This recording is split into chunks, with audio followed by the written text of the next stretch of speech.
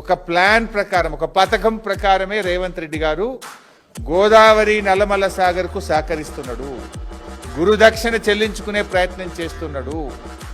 ఇవాళ ఢిల్లీలో జరిగే మీటింగ్ కూడా ఆంధ్రప్రదేశ్ ఒత్తిడితో కేంద్ర ప్రభుత్వం నిర్వహిస్తున్న మీటింగ్ ఇది. అందరికీ తెలుసు ఢిల్లీలో ఎవరున్నారు ప్రభుత్వం? బీజేపీ తెలుగుదేశం పార్టీల సంయుక్త ప్రభుత్వం కేంద్రంలో ఉన్నది.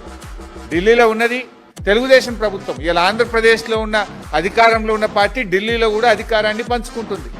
రెండు రాష్ట్రాల్లో తెలుగుదేశం బీజేపీలు అధికారాన్ని పంచుకుంటున్నాయి.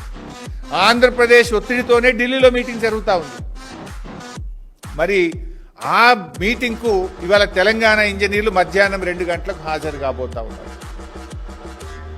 పేరుకే జల వివాదాల మీటింగ్, ఎజెండా మాత్రం 200 టీఎంసీల గోదావరి నీళ్లను పోలవరం ద్వారా నల్లమల్ల సాగర్కు రాయలసీమ ప్రాంతానికి తరలించేటువంటి ఒక కుట్ర జరుగుతూ ఉంది.